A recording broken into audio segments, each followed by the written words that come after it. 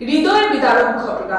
3 সন্তানকে কুপিয়ে হত্যা সহ ছোট বোনকে আহত করে আত্মঘাতীর প্রচেষ্টা নির্মম মহিলা।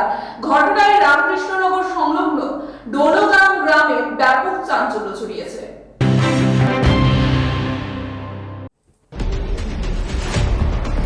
তিন সন্তানকে কুপিয়ে হত্যা সহ ছোট বোনকে আঘাত করে আত্মঘাতী হওয়ার প্রচেষ্টার নির্মম মহিলার।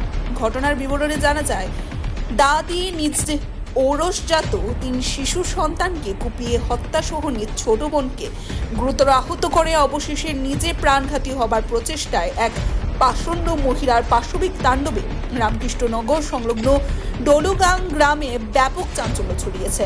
রামকৃষ্ণনগরের সফিক উদ্দিন ও সাহেনা আফরোজ তাদের 3 সন্তান সহ পরিবারকে নিয়ে খুব সুখে দিন যাপন করছিলেন।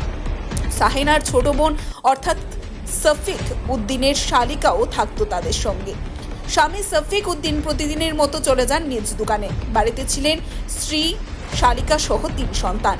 সকাল আনুমানিক 9টা নাগাদ গ্রামের ছোট কিশোররা গরু নিয়ে মাঠে যাওয়ার সময় প্রত্যক্ষ করে যে শরীফ উদ্দিনের স্ত্রী তার সন্তানদের দা দিয়ে কুপাচ্ছেন।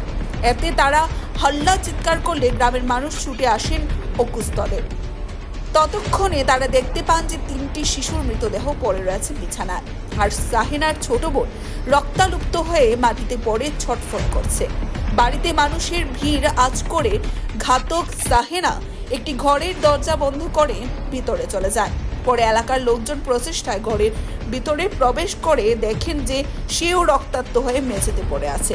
এতে এলাকার মানুষ 3 শিশু সহ সাহেনা ও তার বোনকে উদ্ধার করে রামকৃষ্ণনগর প্রাথমিক স্বাস্থ্য কেন্দ্রে পাঠিয়ে দেন। জানা গেছে সাহেনার নাকি কিছুটা মস্তিষ্ক বিকৃত রোগ রয়েছে। বর্তমানে পুরো কাণ্ডটি খতিয়ে দেখছে পুলিশ। এ কাণ্ডে এলাকা জুড়ে শোকের ছায়া নেমে আসে। Bureau report, Tripura news 8।